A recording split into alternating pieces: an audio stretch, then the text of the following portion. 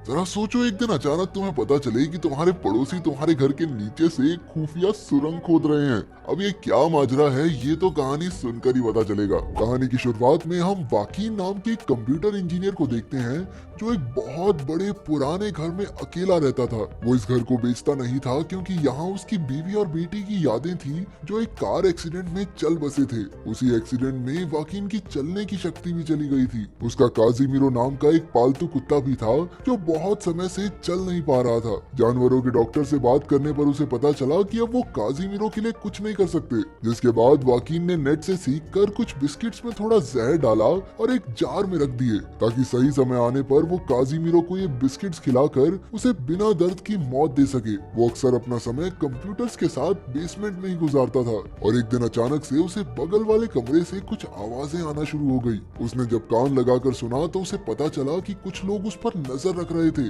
और उन्हें ये भी पता था कि वो चल नहीं सकता। उस दिन तो वो वहाँ से चले गए, पर इधर वाकीन ने स्टेथोस्कोप को दीवार पर चिपका कर अपने कंप्यूटर से कनेक्ट कर दिया ताकि उनकी सारी बातें किसी तरह रिकॉर्ड हो जाएं। अगले दिन उसने फिर से उनकी बातें सुनने की कोशिश की, पर उसे कुछ भी समझ नहीं आ रहा था। इसलिए चीजों को अच्छे से समझने के लिए उसने दीवार में छेद करके एक छोटा सा कैमरा लगा दिया। अगले दिन बर्था नाम की एक औरत अपनी बेटी बेटी के साथ उसके घर के ऊपर वाले कमरे को किराए पर लेने आई। बेटी गूंगी नहीं थी, पर वो काफी समय से एकदम चुप रहती थी। वहीं दूसरी ओर उसकी माँ बर्था बार बार वाकीन से बात करने की कोशिश करती रहती। बर्था अक्सर ऊंची आवाज में गाने बजाती और बेटी को घर के कोनों में छुपने की आदत थी, लेकिन फिर भी धीरे धीरे वाकीन उनके साथ घुलने मिलने लग गया। उसने बेसमेंट में जाकर देखा कि वो लोग एक खड्डा खोद रहे थे। वो अपने प्लान को क्रिसमस की रात वाले दिन अंजाम देने वाले थे और साथ ही किसी बॉम्ब की भी बात चल रही थी। पर वाकीन चौंक तो तब गया जब उसने बर्था को भी उसी कमरे में देखा।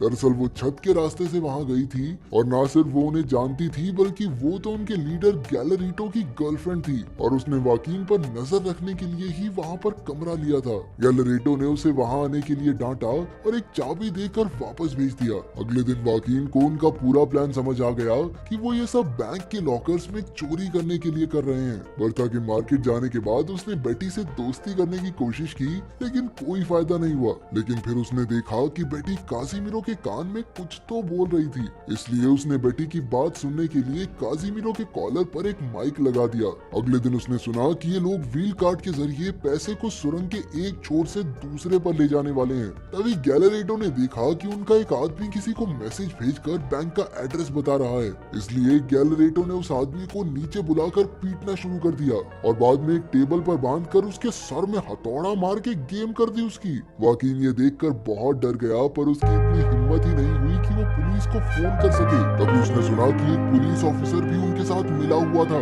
और वही इस लाश को ठिकाने लगाने में उनकी मदद करेगा। काजिमिरो के कॉलर से माइक निकालने के बाद वाकीन ने